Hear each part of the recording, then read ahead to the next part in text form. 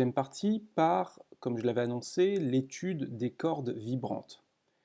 Nous allons tenter d'obtenir l'équation de propagation d'une vibration sur une corde. Alors, l'expérience de la corde vibrante est une expérience que l'on peut voir dans cette petite vidéo. On prend une corde qui est tendue. Alors, vous voyez ici qu'il présente un lest avec une masse.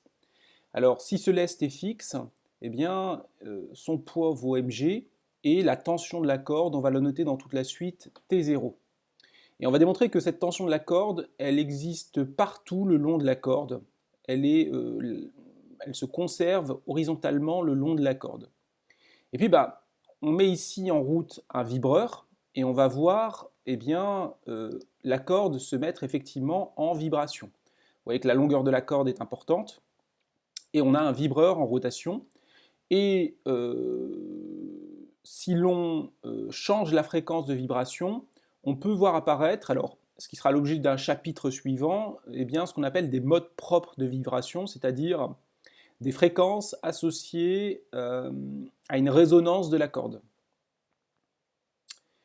Et donc là, on voit la corde vibrante, on voit qu'elle peut vibrer pour un premier mode. Ensuite, vous allez voir dans quelques instants qu'elle va vibrer avec deux fuseaux pour un deuxième mode, et ainsi de suite. Et en réalité, ce qu'on peut démontrer, c'est que le signal fait un aller-retour, c'est-à-dire qu'il y a un signal qui se propage, qui se réfléchit et qui revient. Donc là, vous voyez apparaître ce qu'on appelle le deuxième mode de vibration, ici. Alors, ça sera une application qui est très importante dans le cadre des instruments de musique à cordes, donc pincées ou frappées. Continuons. Donc, comme je l'ai dit, nous allons tenter de faire une étude de l'onde qui se propage sur une corde vibrante. Alors on va prendre un certain nombre d'hypothèses simplificatrices que je vous conseille de méditer. On va dire simplement d'abord qu'on va noter grand L la longueur totale de la corde au repos, petit m sa masse, et on pourrait définir très facilement mu, la masse par unité de longueur de la corde, la masse linéique mu0 de la corde. En plus, on va considérer que la corde, finalement, elle n'a pas de raideur, c'est-à-dire qu'elle a très peu d'élasticité. Alors une des conséquences que ça a, c'est que la tension en un point de la corde est collinéaire à la corde. De plus, on va considérer que la corde a des petits déplacements transversaux. Vous allez voir que c'est l'objet d'un petit développement de Taylor à un moment. Donc on retiendra des petits déplacements. Essentiellement transversaux, alors le mot est important. Rappelez-vous que transversal s'oppose en physique à longitudinal. Très simplement, la direction de propagation de la corde, ça va être la direction horizontale comme sur la vidéo. Et on appelle transverse tout ce qui est dans le plan orthogonal la direction de propagation. Donc ici, on va considérer que la corde se déplace essentiellement verticalement et pas du tout horizontalement. Enfin, nous négligerons le poids dans toute cette étude. Si on veut voir quel est l'effet du poids, j'ai un exercice qui porte dessus dans le TD. Pour étudier cette équation, j'aimerais poser un modèle mathématique. Alors, je fais un point sur lequel je n'ai jamais vraiment insisté, qui est de dire qu'à la fin, nous allons démontrer que y, qui est le déplacement vertical, obéit à une équation de d'Alembert. Alors, il y a un point que je n'ai jamais annoncé, c'est que cette équation de d'Alembert, on peut y réfléchir, mais c'est une équation qu'on appelle en physique locale. C'est-à-dire qu'elle donne en un endroit donné et à un instant donné, le lien entre la dérivée seconde de y par rapport à x avec la dérivée seconde de y par rapport au temps. Autrement dit, si l'on veut établir une loi locale en physique, on est obligé de considérer une portion locale de l'objet. Je dis les choses différemment. Dans le cours de thermodynamique macroscopique, on considérait des systèmes globaux sur lesquels on étudiait l'énergie interne, la température, la pression. Et je ne faisais pas de découpage dans l'espace. Parce que je considérais par exemple que la température et la pression étaient uniformes au sein d'un gaz dans un cylindre. Maintenant, si je veux établir une équation qui est profondément locale, eh ben, je suis obligé de non pas considérer la corde globale, mais de considérer une portion de la corde. Autrement dit, et retenez bien cette idée-là, dans toute la suite, au lieu de prendre toute la corde, je vais considérer le brin de corde qui, au repos, se trouvait entre x et x plus dx. Donc la corde au départ, elle a une longueur grand L. Je fais un découpage de ce qui se passe entre x et x plus dx. Alors j'insiste bien, au départ, la corde est au repos horizontal. Donc le brin de corde qui, au repos, se trouvait entre x et x plus dx, va se déplacer. Et on a donc par exemple ici y. Alors c'est y de x à l'instant t. Et pareil, ici on a y de x plus dx à l'instant t, qui devient par la différentielle y plus dy. Donc c'est y de x plus dx virgule t qui devient en fait y plus d rond y sur d rond t fois dt. Je le réécrirai après. Et donc, si l'on part de cela, eh bien, on va étudier le déplacement transversal de ce petit bout de corde, dont on connaît la masse, c'est delta m égale mu0 dx. Et ce petit bout de corde, il va un peu se déformer. Alors, il va d'ailleurs, en fait, la corde présente une légère élasticité qui fait que, vous voyez ici, alors j'ai un peu forcé le trait, ça s'est un peu déformé. Et ça s'est d'ailleurs un peu allongé. Et puis, je vais dire maintenant, je poursuis, qu'on va commencer par faire un bilan de force. Si je fais un bilan de force, eh bien, il n'y a pas beaucoup de force ici. Il y a essentiellement, si on y réfléchit un peu, 3 forces qui s'appliquent à ce petit bout. Il y a tout d'abord ce que j'ai appelé les tensions gauche et droite. Et puis il y a le poids. Alors je note simplement une erreur, y plus dy. Maintenant, ce que je vais dire, c'est que je vais poser dans la suite, vous allez voir, ça va simplifier les choses, ça va permettre d'uniformiser les choses. Je vais appeler grand T en x virgule t, eh bien l'action en un point de la corde, eh bien c'est l'action de la partie droite en ce point sur la partie gauche. Alors on regarde ici sur le schéma.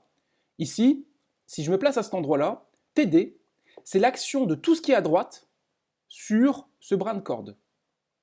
Et donc c'est T2 x plus dx virgule t. C'est bien la définition que j'ai posée. Maintenant, ce terme-là, TG, c'est l'action de la partie à gauche sur la partie à droite. Théorème des actions réciproques, c'est l'opposé de la partie à droite sur la partie à gauche. Et donc, c'est TG égale moins T de x virgule t. Alors, comme je l'ai dit tout à l'heure, le mouvement est essentiellement vertical, si bien qu'on va admettre que l'accélération de ce brin de corde, en fait, c'est d rond 2 de y sur d rond t. Je donne ici un élément de démonstration qui est absolument pas à connaître. Et maintenant, donc, si j'écris la loi de la quantité de mouvement, eh bien, je dis que m fois l'accélération, c'est-à-dire mu0 dx. Alors ici d'ailleurs, il y a une petite coquille, c'est un mu0. Ah non, pardon, c'est bon, pardonnez-moi. Donc c'est la dérivée de la quantité de mouvement qui vaut l'action de la tension gauche plus la tension droite, et on oublie le poids, j'ai dit que je le négligeais. Je poursuis un peu. L'action de la partie gauche plus la partie droite, en utilisant ce qui est au-dessus, ça devient t de x plus dx virgule t, moins t de x virgule t. Et comme il y a uniquement x qui a varié, il apparaît la dérivée de t par rapport à x. On n'oublie pas le dx parce que ici c'est une différentielle et non pas une dérivée. Donc, et alors le moins, c'est parce que il y a une coquille. Moins d rond t sur d rond x, page 11. Donc c'est bien sûr plus d rond t sur d rond x fois dx, pareil en dessous. On poursuit un peu. Alors, si l'on regarde un peu cette équation du mouvement, on va d'abord regarder ce qui se passe sur les deux axes, puisqu'on a une équation qui est vectorielle ici, et on va la projeter sur les deux axes. Alors ici d'ailleurs, je l'ai dit, hein, donc l'accélération, donc ça va donner mu0 dx, alors le dx se simplifier, fois d rond 2 de y sur d rond t2. Et c'est porté par uy. Donc on va simplement dire que bah, t, comme c'est un vecteur, je peux le projeter en fait sur les deux axes ux et uy. Je peux dire qu'il y a une composante t indice x fois ux, plus une composante t indice y fois uy. Alors je peux aussi l'écrire d'ailleurs sous une forme différente en disant bah, c'est norme de t fois cosinus de l'angle alpha ux plus sinus de l'angle alpha uy. Donc c'est de la projection avec les angles. Alors n'hésitez pas ici à faire un zoom hein, si vous en avez besoin. Et maintenant ce que je dis simplement c'est que bah, si je prends ici cette direction TD encore une fois, eh bien la tangente de l'angle alpha, bah, si on fait un petit triangle et qu'on représente ce que c'est que Tx et Ty, bah, la tangente de l'angle alpha c'est Ty sur Tx. C'est Ty sur Tx. Et localement, la tangente de l'angle alpha, c'est la définition du nombre dérivé, donc de la pente locale de la courbe. Et la pente locale de la courbe, bah, c'est d rond y sur d rond x. Et comme je considère que la corde est peu déformée, bah, tangente alpha, c'est quasiment la même chose que alpha. Donc on retiendra ça dans quelques instants. Maintenant, si je projette la relation qui était ici, alors en oubliant la faute qu'il y avait là, donc c'est un plus, eh bien, si je projette ça sur ux, bah, j'en déduis que d rond t indice x sur d rond x, bah, ça fait 0. Autrement dit, bah, t ne dépend pas de x. T ne dépend pas de x. Je poursuis, si je projette la même relation, la loi de la quantité de mouvement sur l'axe uy, bah, j'obtiens mu0 fois l'accélération égale d rond ty sur d rond x, alors ici il n'y a plus la faute. Et si je poursuis un peu, alors je ne sais pas vraiment ce que c'est que ty, mais je vais un peu utiliser ce que j'ai fait là. Alors ty, c'est finalement tx fois alpha. Donc ici, j'ai un peu bidouillé en disant je rajoute tx en haut et en bas, je le sors parce que je sais que c'est une constante. Et donc ça me donne tx fois la dérivée par rapport à x de tangente alpha, et donc ça me donne encore tx fois d rond 2 de y sur d rond x2.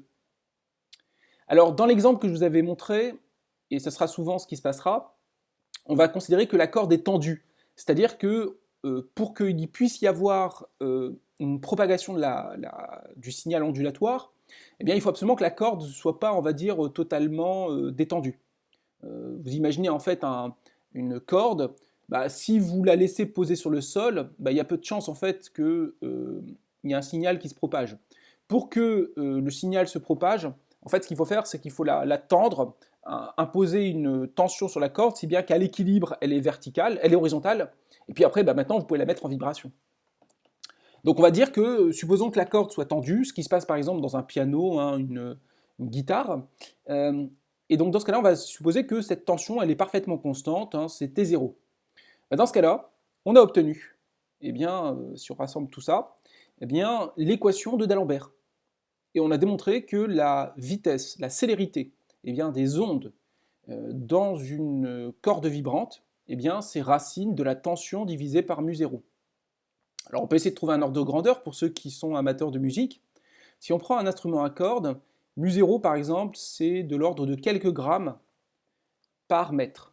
C'est très peu lourd, hein, une corde d'instrument à cordes. Et puis T0, ça peut être énorme. Ça peut être de l'ordre de quelques dizaines de newtons. Alors quelques dizaines de newtons, ça veut dire que la corde elle peut être tendue sous 1 kg, voire plusieurs kilogrammes, ce qui est assez énorme hein, finalement. Et donc ça me donne une vitesse de l'ordre de quelques centaines de mètres par seconde. Alors, nous avons obtenu dans plusieurs cas une équation de D'Alembert. Alors comme j'ai dit avant, ce n'est pas la seule équation, il y en a plein d'autres. Cependant, c'est une équation sur laquelle on va beaucoup travailler puisque bah, c'est celle qui est la plus simple et qui va nous permettre de comprendre des choses. Alors, vous remarquez une chose, j'ai beaucoup parlé d'équations et finalement, j'ai toujours pas parlé de solutions. C'est-à-dire que je sais toujours pas à quoi ressemble en fait une onde. Alors, je vais prendre d'abord un premier exemple pour voir un peu les choses. Je vais dire simplement, imaginons que je vous donne une première solution de l'équation de D'Alembert. Alors je dis une solution, c'est-à-dire que ce n'est pas toutes les solutions, c'est un exemple de solution. Supposons que je cherche une solution qui est de la forme, alors j'ai un signal ondulatoire S qui dépend de x et de t, et qui vérifie l'équation de D'Alembert. Alors supposons que j'écrive que S s'écrive Sm cosinus, alors pour l'instant de oméga t moins kx. Alors oméga et k, on leur donnera un sens, ce sont des nombres pour l'instant réels. Alors oméga, c'est ce qu'on appellera la pulsation, et k, ce qu'on appelle la norme du vecteur d'onde. Cette onde, on va la retenir, et vous allez voir qu'elle est très très très importante, c'est ce qu'on appelle, alors il y a une petite coquille encore, onde plane, onde plan, c'est ce qu'on appelle une onde plane progressive harmonique. Elle s'appelle aussi d'ailleurs onde plane progressive sinusoïdale. En électromagnétisme, vous l'appellerez onde plane progressive monochromatique. Alors de manière générale, c'est une onde dont le spectre présente une seule fréquence. C'est une harmonique pure. Alors pour voir si ça marche, parce que je vous ai imposé deux valeurs d'oméga et k, mais est-ce que ça marche? Ce que je vais faire, c'est que je vais injecter, vérifier que cette solution marche bien. Donc c'est comme pour une équation différentielle classique, je vais l'injecter dans l'équation de D'Alembert. Si d'abord je calcule la dérivée seconde de S par rapport au temps, le temps n'apparaît qu'ici, et bien évidemment, si je dérive deux fois, cela fait moins oméga carré Sm cosinus d'oméga t moins kx. Donc ça fait moins oméga carré fois le signal. Et si je dérive deux fois S par rapport à x, j'obtiens de la même manière, c'est pas très compliqué, moins k carré fois S. Donc, si maintenant j'écris l'équation de D'Alembert, l'équation de D'Alembert sera vérifiée par cette solution si moins k carré plus oméga 2 sur V2 fois S est égal à 0. Comme on veut que ce signal, comme on veut que ça soit vrai, par exemple, quelle que soit la valeur de l'amplitude de l'onde, il faut forcément que le crochet soit nul. Et donc ça veut dire que les valeurs de k et de oméga ne sont pas indépendantes. On note donc que k est relié avec oméga, dans le cas d'une équation de D'Alembert, par ce qu'on appelle une relation de dispersion. Retenez le nom, il est très important, je reviendrai dessus lorsqu'on parlera de la vitesse de phase et la notion de dispersion. Quelles sont les solutions? Il y a deux solutions. K peut être égal à plus oméga sur V, ou K peut être égal à moins oméga sur V. Dans quelques instants, je justifierai que si K égale plus oméga sur V, ça va correspondre à une onde qui se propage selon les x positifs. Et si K égale moins oméga sur V, ce sera une onde, dans ce cas-là, qui se propage selon les x négatifs. Alors, maintenant, regardons ce que ça veut dire concrètement.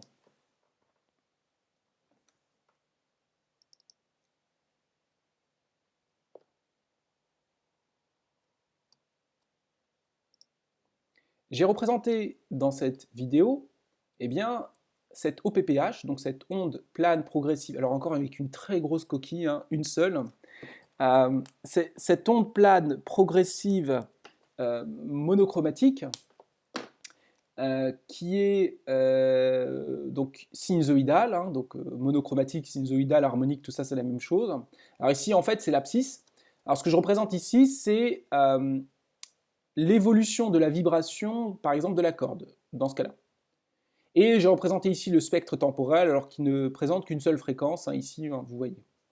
Et donc si je mets en marche, je vois ici ce qu'on appelle une progressivité de l'onde. Cette onde est progressive, cette onde se propage, cette onde se déplace.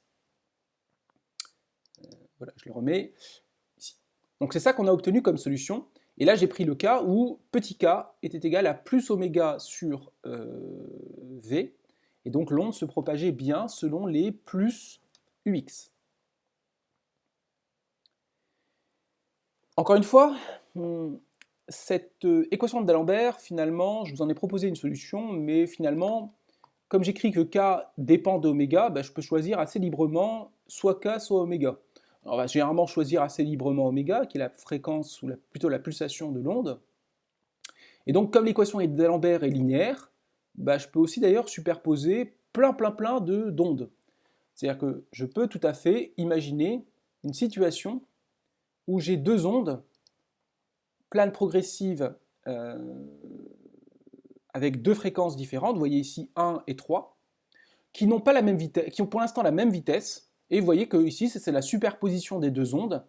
Et comme les deux ondes ont la même vitesse, on verra qu'il n'y a pas de déformation du signal.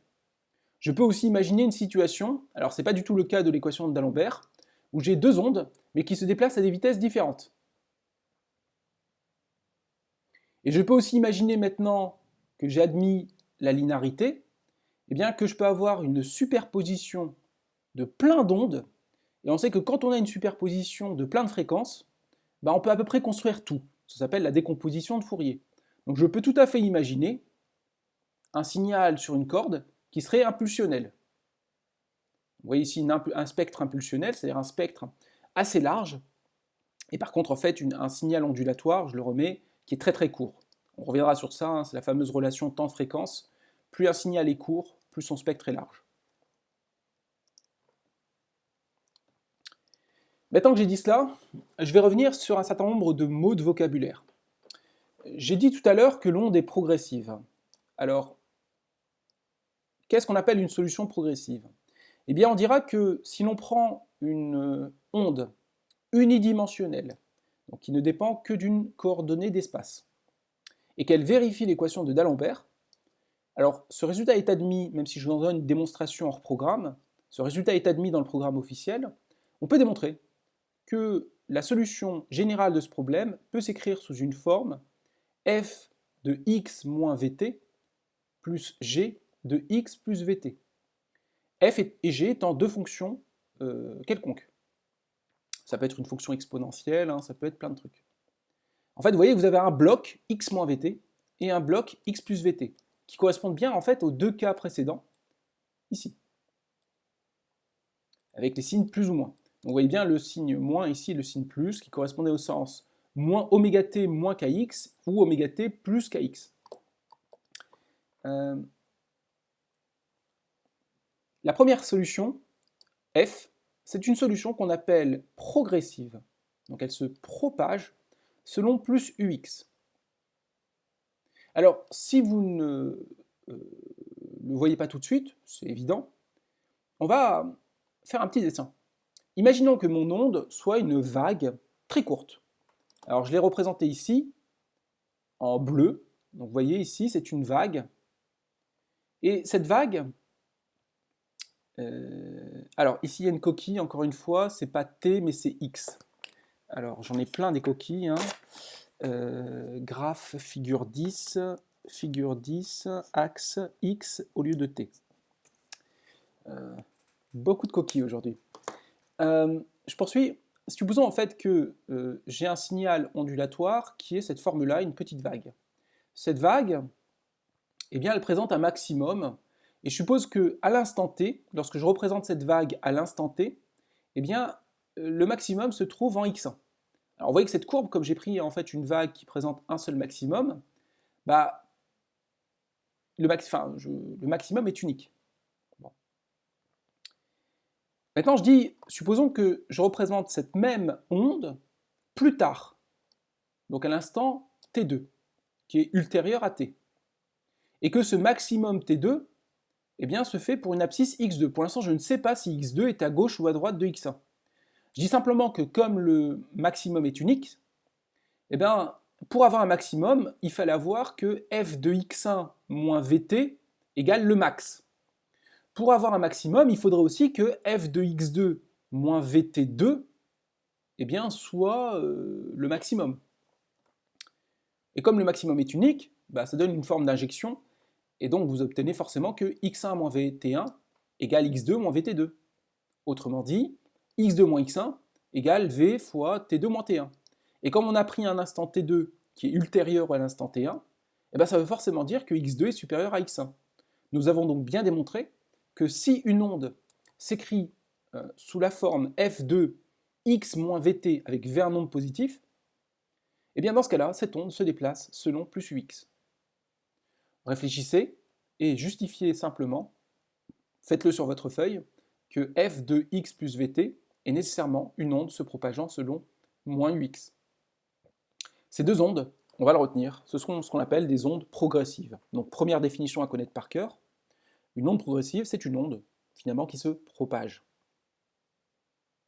Et pour cela, vous devez avoir une fonction de x moins vt ou une fonction de x plus vt.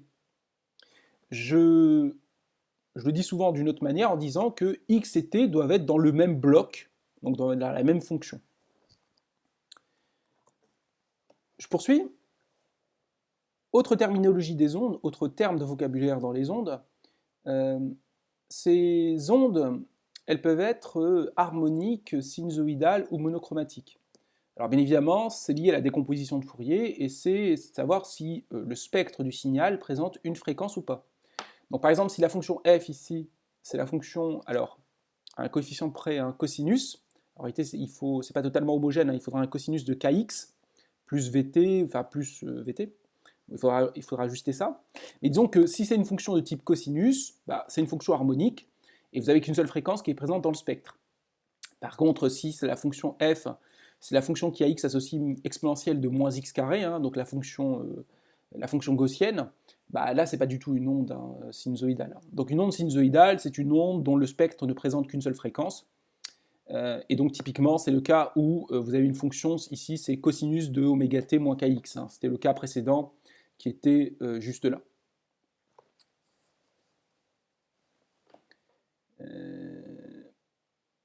Si l'on veut écrire maintenant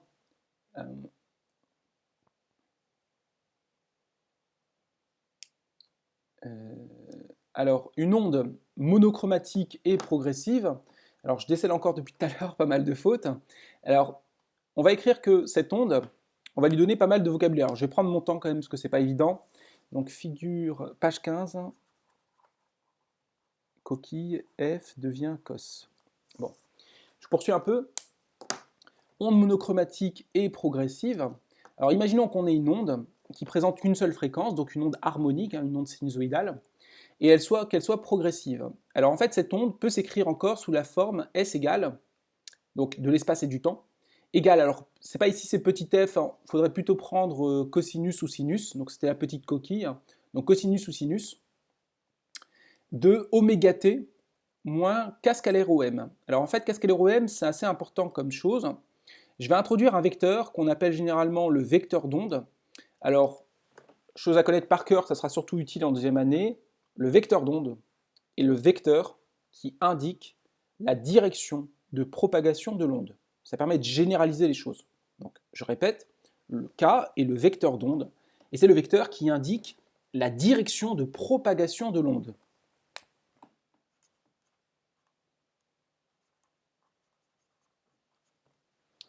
Le terme oméga t moins k scalaire OM, il porte le nom de phase de l'onde. Alors là, on va arrêter dans une notion qui n'est pas évidente la première fois. Je vais essayer d'aller lentement, mais elle sera fondamentale pour les élèves de PC lorsque vous étudierez les interférences optiques. On va dire qu'on peut définir quelque chose qui s'appelle une surface d'onde. Alors une surface d'onde, c'est l'ensemble des points qui, à un instant donné, eh bien, sont à la même valeur de la phase de l'onde. Alors, si vous voulez vous donner une première image d'une surface d'onde, c'est l'image qu'on m'avait donnée à votre époque, c'est de dire, imaginons qu'on représente une explosion atomique.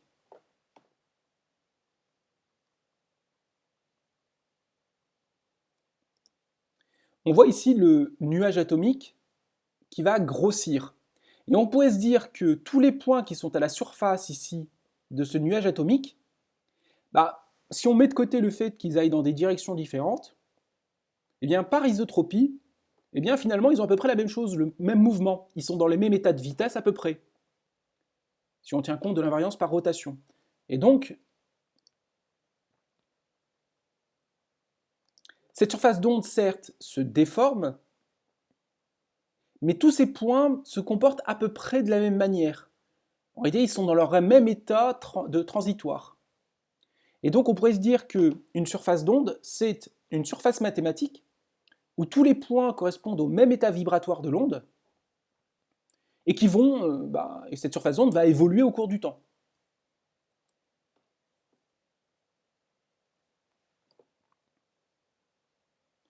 Et donc, on peut avoir plusieurs cas. Alors, je vais me limiter dans le programme, parce qu'il y a des choses que j'ai dites qui sont peut-être légèrement hors programme. On va simplement dire que le cas le plus important de la prépa pour vous, ça va être ce qu'on appelle le cas d'une onde plane. Alors, encore une fois avec plein de fautes d'orthographe, une onde est plane. Alors, onde plane. Une onde est plane si les surfaces d'onde sont des plans. Alors, c'est le cas typique où le vecteur k, le vecteur d'onde, il est de direction et de de direction et de norme constantes. Alors, imaginons par exemple que l'on considère cette situation-là où on est par exemple vous imaginez simplement une onde acoustique qui se propage de la gauche vers la droite. Et tous les points qui sont transverses, eh bien, vibrent en même temps. Dans ce cas-là, ça constituera ce qu'on appelle une onde plane, un plan d'onde plutôt ici. Le vecteur k est le même partout, et vous obtenez ce qu'on appelle une onde plane. C'est-à-dire que, pour faire simple, k est la direction de propagation, c'est par exemple la direction ux, et tous les points qui sont dans un plan vertical à cette direction, eh bien, sont dans un même état vibratoire. De la même manière, quand j'ai considéré le cas d'une onde sphérique, eh ben, c'est la situation où k, par exemple, est radial, et tous les points qui sont sur une sphère eh bien, sont au même état vibratoire, à la même phase de l'onde. Cette phase peut valoir pi sur 2, pi sur 4, hein, c'est la valeur de oméga t moins k scalaire OM. Et puis, je constate en fait que quoi qu'il arrive, que je sois dans une géométrie sphérique ou une géométrie cartésienne, eh bien, k est toujours orthogonal aux surfaces d'onde. Alors retenez ça parce que ça porte un nom, ça s'appelle le théorème de Malus, qui dit que le vecteur d'onde est orthogonal aux surfaces d'onde, et ça sera très utilisé en SP dans les interférences dans le programme de PC. Si vous avez trouvé cette notion compliquée, admettez-la pour l'instant, dites-vous simplement que le cas emblématique où k est uniforme et vaut kux, ça s'appelle une onde plane. Et on dit que les surfaces d'onde sont des plans, on ne vous en demandera jamais plus. Donc, pour l'instant, sur tous les mots vocabulaires que j'ai introduits, je les ai à peu près tous définis. Et si on oublie les grosses fautes d'orthographe, eh bien, je reviens sur ce sujet-là parce que je me rappelle qu'aux oraux, c'était une question que je posais systématiquement. Donc, quel est le sens des mots? Parce que c'est quand même la base de la science. Hein. Donc, je vous répète, on appelle onde un phénomène qui naît du couplage spatio-temporel entre plusieurs grandeurs physiques, et qui est généralement la solution d'une équation d'onde. Cette onde peut être plane si les surfaces d'onde sont des plans. Alors une bonne façon d'avoir des surfaces d'onde plans, c'est d'avoir un vecteur d'onde qui est uniforme. On appelle vecteur d'onde le vecteur k, qui est ici, qui indique le sens et la direction de l'onde, de propagation de l'onde, excusez-moi. Cette onde est progressive si elle fait apparaître, et si elle peut s'écrire comme étant une fonction de x moins vt ou une fonction de x plus vt. Et typiquement, c'est le cas ici, vous voyez, hein, cosinus oméga t moins kx, si vous tenez compte du fait que k vaut plus oméga sur v, ça peut aussi écrire encore cosinus oméga, crochet, t moins x sur v, ou t plus x sur v, ça peut aussi s'écrire sous la forme, alors si vous factorisez par moins k, alors je le réécrirai tout à l'heure, ça peut aussi s'écrire sous la forme moins k fois x plus vt ou x moins vt. Donc c'est bien ça, alors je le réécrirai tout à l'heure. Voilà. Et donc dernier terme aussi, harmonique, synonyme sinusoïdal, synonyme monochromatique. Ça veut simplement dire que le spectre de Fourier ne fait apparaître qu'une seule fréquence, et donc ça on l'a déjà vu hein, plusieurs fois. Je poursuis. Après cette terminologie, comme je vous l'ai dit plusieurs fois, la question de la décomposition de Fourier est assez importante. Finalement, une fois que j'ai trouvé une première solution de l'équation d'Alembert, qui est une solution finalement sinusoïdale, eh bien, je peux dire qu'en faisant la bonne combinaison linéaire, je peux à peu près reconstruire tout ce que je veux. Alors, rappelez-vous que pour faire la combinaison linéaire, il faut à la fois choisir l'amplitude et choisir le déphasage entre les différentes harmoniques.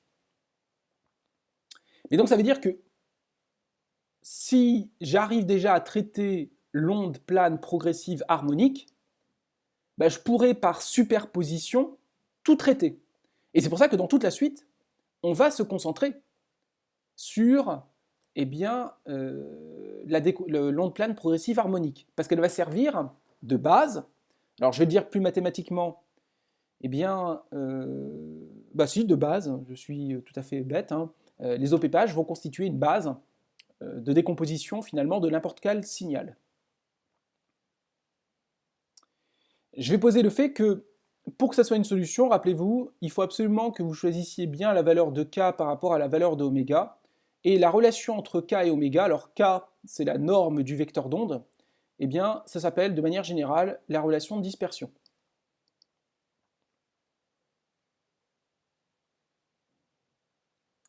Alors, pour ceux qui veulent viser les meilleurs concours, je vous laisserai lire ce qui constitue la question de la transformée de Fourier. C'est un peu plus complexe.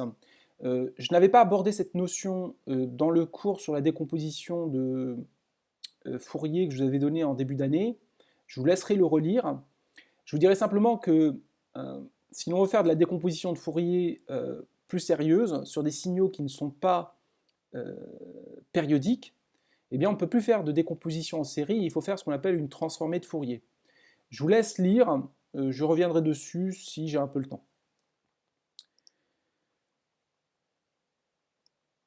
Je poursuis. Maintenant que j'ai manipulé ce signal-là, qui est un signal qui est une onde plane progressive harmonique, je propose de nous concentrer dessus. Ce signal, je vous l'ai dit, s'écrit sous cette forme-là, de manière assez simplifiée.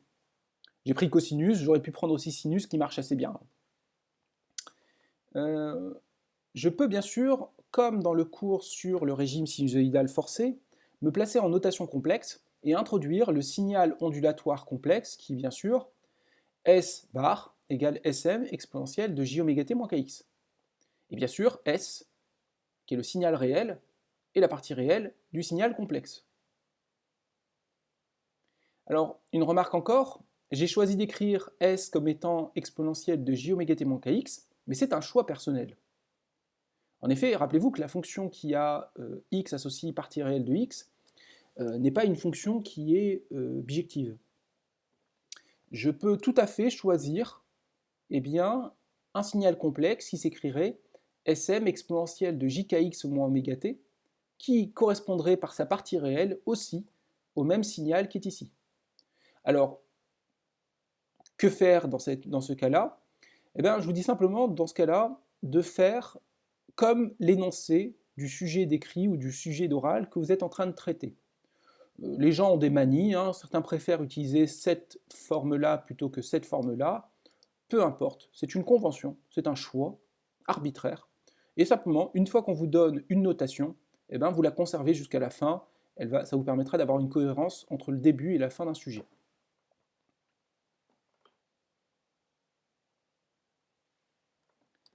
On considère dans toute la suite eh bien, une onde plane progressive harmonique eh bien, de la forme Sm cosinus oméga t moins kx. Je vais maintenant rajouter des mots de vocabulaire très simples que nous avons déjà vus et qui permettent de raccrocher avec ce qu'on a vu par exemple dans le cadre des ondes électromagnétiques, dans le cadre de la lumière. Eh bien, pour cette onde, je vais introduire un certain nombre de mots de vocabulaire. Je peux bien sûr je peux d'abord représenter, excusez-moi, ce signal dans le temps. C'est-à-dire quoi? C'est-à-dire que cette corde vibrante, je vais me placer à un endroit et je vais regarder ce que devient la vibration au cours du temps. Et je remarque qu'il apparaît une période temporelle au signal. Cette période temporelle, je vais la noter T. De la même manière, je pourrais tracer l'évolution spatiale du signal et remarquer que, alors c'est bien sûr l'évolution spatiale du signal à un instant fixé, et je pourrais remarquer qu'il existe une période spatiale que l'on a coutume d'appeler la longueur d'onde.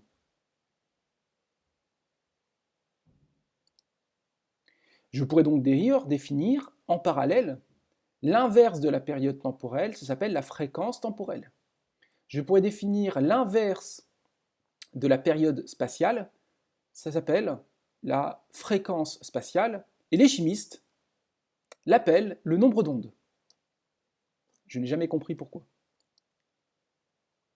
De la même manière, je pourrais définir la pulsation temporelle qui vaut 2πf, c'est-à-dire aussi 2π sur t, et en parallèle, je pourrais écrire que je construis 2π sigma, c'est-à-dire encore 2π sur lambda, et 2π sur lambda, c'est exactement k. Donc ça veut dire que ce qu'on appelle k, qui est la norme du vecteur d'onde, eh bien ça s'appelle aussi la pulsation spatiale, et c'est 2π sur lambda. Warning tout de suite, attention, attention. Nous n'avons pas toujours ce que l'on va noter souvent, lambda égale ct ou bien lambda égale vt. Ça dépend de la relation de dispersion. Pour l'instant, j'ai défini séparément les deux types de grandeur. Maintenant, quelle est la relation entre les deux? Ça porte un nom, ça s'appelle la relation de dispersion. Dans le cas d'Alembert, qui est le cas qui nous intéresse, eh bien, on avait dit que k carré égale oméga 2 sur v2, et si on admet que la longueur d'onde, pour ce qui nous concerne, est un nombre positif, eh bien, ça veut dire forcément que, alors il suffit de manipuler un peu ça, lambda égale vt. Donc la relation, par exemple, que l'on a pour la lumière, qui est de dire que lambda égale ct, c et v c'est la même chose, hein, c'est la célérité. Lambda égale ct, ou lambda égale c sur f, c'est vrai, parce qu'effectivement, la lumière, dans le vide, se propage en étant régie par une équation de d'Alembert. Mais dans un cas où l'équation de dispersion n'est pas la relation de dispersion classique qui est ici, celle de d'Alembert, eh bien la relation lambda égale vt n'est plus vraie. Depuis le début de ce chapitre, je disais que la notion de vitesse n'était pas évidente. Alors, je vais m'en tenir en fait à ce que vous devez connaître dans cette sup, et je laisserai en fait en spé les professeurs revenir et mettre une deuxième couche. Alors, je dirais simplement que si l'on veut définir proprement la vitesse d'une onde plane progressive harmonique, eh bien, on va construire ce qu'on appelle la vitesse de phase. Et cette vitesse de phase, on lui donne une signification. C'est la vitesse locale d'une surface d'onde. Et on va dire que la vitesse de phase, c'est v phi égale oméga sur k ux. Donc dans le cas d'une onde qui se déplace selon plus ou moins ux, ça fait v phi égale plus ou moins oméga sur k fois ux. Alors je donne une démonstration ici en justifiant bien que v phi, c'est bien la vitesse de la surface d'onde, de la surface équiphase. Dans le cas d'une onde d'Alembert, eh bien, il n'y a pas de problème. La norme de la vitesse de phase, c'est petit v. C'est-à-dire que la célérité, petit v, c'est aussi la vitesse de phase. Je poursuis. Propagation sans dispersion, propagation avec dispersion. Alors là, on rentre dans quelque chose qui n'est pas simple et pour lequel et qui est une question qui est classique d'oral. C'est parmi pour moi les 50 questions classiques d'oral. Nous avons en fait une vitesse de phase dont on peut donner une signification physique. C'est que la vitesse de phase, eh bien, c'est la vitesse d'une onde plane progressive harmonique. En fait, c'est ça qu'on appelle la vitesse d'une onde plane progressive harmonique, c'est la vitesse de phase. Dans le cas d'Alembert, on constate que cette vitesse de phase ne dépend pas de oméga. Autrement dit, si dans un milieu se propagent des ondes de différentes fréquences, eh bien elles se propageront toutes à la même vitesse, donc toutes d'un bloc. Et comme elles se propagent toutes d'un bloc, on dit qu'il n'y a pas de dispersion monochromatique, qu'il n'y a pas de dispersion chromatique, qu'il n'y a pas de dispersion harmonique, et donc pas de dispersion. C'est simplement que, comme je l'ai montré dans la première vidéo, eh bien ici vous avez deux fréquences différentes qui se déplacent dans un milieu pour lequel la vitesse de phase est unique. Eh bien, vous voyez que le signal se déplace d'un bloc, il ne se déforme pas, tout simplement parce que toutes ces composantes harmoniques se déplacent à la même vitesse. De la même manière, d'autre part, pardonnez-moi, si maintenant on prend un milieu pour lequel la vitesse de phase dépend de la fréquence, eh bien, dans ce cas-là, le signal va se déformer, puisque comme les différentes composantes monochromatiques ne se déplacent plus à la même vitesse, eh bien, elles ne se superposeront pas tout le temps de la même manière, et donc le signal se déforme. Alors vous voyez, là, j'ai pris que 2 fréquences, mais dans la réalité, il y en a plein. Alors, dans le cas des d'Alembert, c'est une situation où, finalement, c'est assez simple. Si vous voulez voir, en fait, un exemple typique de phénomène qui correspond à une dispersion, eh bien, donc on va dire qu'une propagation se fera avec dispersion si la...